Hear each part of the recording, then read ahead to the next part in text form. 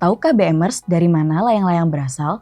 Kalau kalian menyebutnya dari Cina, BMers berarti seperti klaim kebanyakan orang. Padahal klaim itu salah loh. Hari ini kita semua akan melihat bahwa layang-layang berasal dari Indonesia dan masih memiliki potensi sumber cuan.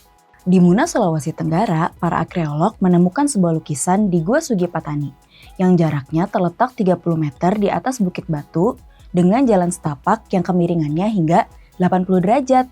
Di dinding gua ini, nenek moyang kita meninggalkan lukisan menggunakan oker campuran tanah liat dengan getah pohon. Lukisan ini menggambarkan orang-orang bermain layang-layang di dekat pohon kelapa.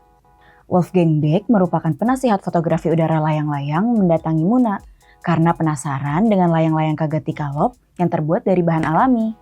Beck kemudian menuliskan artikel berjudul The First Kiteman yang diterbitkan di sebuah majalah yang meyakini bahwa layang-layang berasal dari Muna, bukan dari Cina. Dari berita ini, Lasima, seorang pembuat layang-layang, menerbangkan layang-layang berukuran tinggi 1,9 meter dan lebar 1 meter selama 7 hari pada musim angin timur. Di Muna, layang-layang digunakan untuk mengusir hama di ladang dan menakuti hewan perusak dengan memasang alat bunyi. Selain itu, tentunya digunakan juga sebagai payung spiritual untuk perlindungan. Di daerah lain, misalnya Jawa Barat, layang-layang digunakan untuk memancing dan menangkap kelelawar.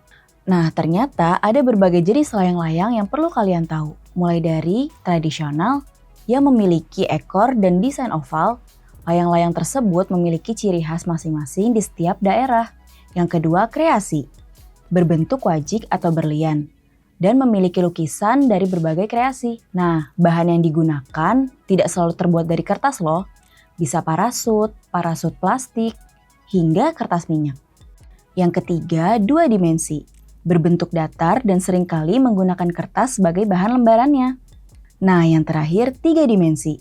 Jenis ini biasanya digunakan untuk perlombaan layang-layang, baik nasional maupun internasional. Nah, kalau BMers mau menjadikan layang-layang sebagai peluang bisnis yang menjanjikan, beberapa hal ini menjadi ide yang bisa kalian eksekusi. Pertama, workshop pembuatan layang-layang. Kalian ada yang bisa membuat layang-layang? Nah, kalau bisa, ini bisa menjadi salah satu peluang bisnis yang BMers jalankan. Kedua, kalau sudah punya workshop, bisnis berikutnya yang bisa dieksekusi adalah custom layangan untuk koleksi dan festival. Ketiga, tour heritage ke lokasi sejarah layang-layang. Nah, bisnis ini jadi semacam tour guide yang memberikan paket perjalanan ke tempat-tempat bersejarah. Keempat, yang paling simpel adalah jualan layangan. Kamu bisa buat atau kulakan dari pengrajin. Cuannya tipis sih, tapi lumayan lah bisa buat beli air mineral. Nah, BMers, keren kan gimana warisan budaya kita bisa jadi peluang bisnis yang menjanjikan? Dari workshop sampai tour heritage dan jualan eceran, semuanya bisa jadi cuan. Nah, buat kalian yang pengen dapat lebih banyak inspirasi bisnis keren kayak gini, yuk gabung di komunitas bisnis muda powered by Bisnis Indonesia.